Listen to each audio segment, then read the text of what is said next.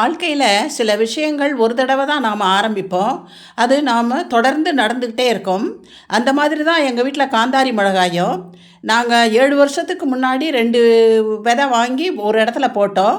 இன்னைக்கு வரைக்கும் அது தொடர்ந்து எங்கள் தோட்டத்தில் காய்ச்சிக்கிட்டே இருக்குது.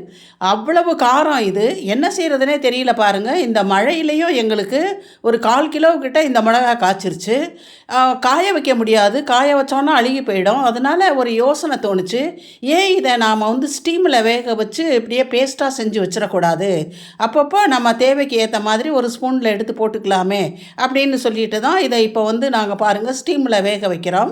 வேக வச்சதுக்கப்புறம் அதில் இருக்கிற அந்த காம்பெல்லாம் கம்ப்ளீட்டாக எடுத்துட்டு அதை மிக்ஸியில் போட்டு ஒரு பேஸ்ட்டாக அரைச்சி வச்சுட்டோங்க. கொஞ்சம் உப்பையும் போட்டு அதை தொட்டு நாக்கில் வச்சு சாப்பிட்டோம் அப்படின்னு சொன்னாக்க காரமோ காரம். நீங்களும் உங்கள் தோட்டத்தில் அதிகமாக விளையும் பொருள்களை இப்படி பதப்படுத்தி வச்சுக்கலாமே.